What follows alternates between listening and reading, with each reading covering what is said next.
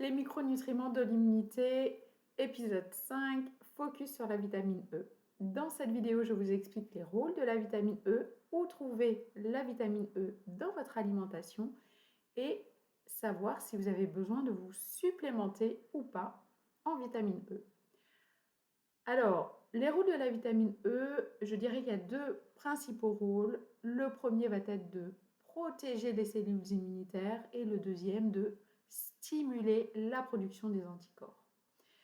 Quand vous avez un virus qui pénètre l'organisme, ça va faire réagir les cellules de l'immunité, des cellules qu'on appelle les macrophages, et ces macrophages, pour pouvoir détruire l'ennemi, va synthétiser un certain nombre de produits, ce qu'on appelle des dérivés réactifs de l'oxygène, tels que de l'eau de javel, de l'eau oxygénée, qui va être destiné à détruire l'ennemi.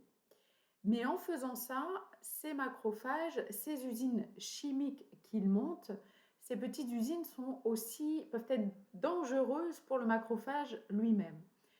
Et c'est là qu'intervient la vitamine E, parce que la vitamine E va venir se mettre au niveau des membranes cellulaires du macrophage et servir ainsi de bouclier contre ces produits toxiques que génère le macrophage. Le deuxième rôle essentiel, ça va être de stimuler les anticorps.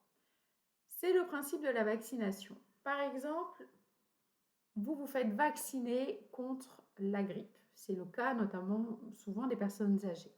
Eh bien, c'est là où on s'aperçoit de l'importance de la vitamine E, puisque les personnes qui se font vacciner contre la grippe, les études montrent que entre 60 et 70 ans, seulement 50% des personnes vont synthétiser des anticorps.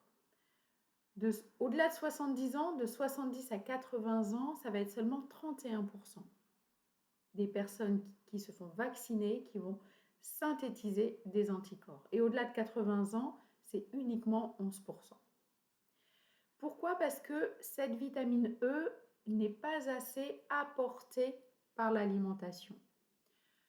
Vous allez la trouver principalement dans les huiles et les graines, cette vitamine E. L'huile de germe de blé, les graines de tournesol, les amandes, etc., etc.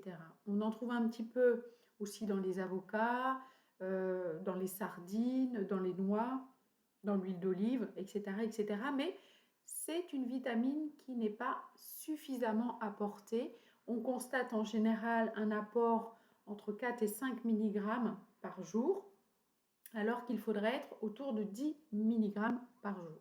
Donc, manger une petite poignée d'oléagineux par jour à 4 heures, ça vous permettra d'avoir suffisamment de vitamine E. Est-ce qu'il faut se supplémenter du coup? Eh bien, je dirais que pour les personnes à partir de 60 ans, c'est à voir parce qu'effectivement, on voit que la réponse immunitaire en cas de vaccin contre la grippe, par exemple, n'est pas optimum. Donc, si pour permettre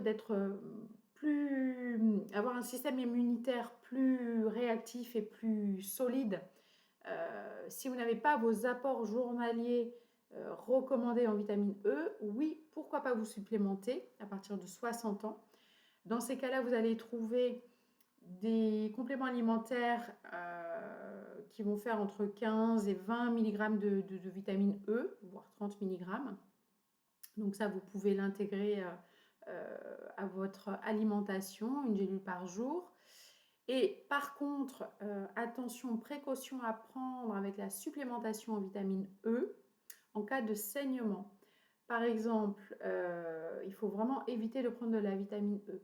Au 3e trimestre de la grossesse, en périopératoire, si vous avez des médicaments qui fluidifient le sang, en cas d'hémorragie également, surtout ne pas prendre de supplémentation en vitamine E. Voilà.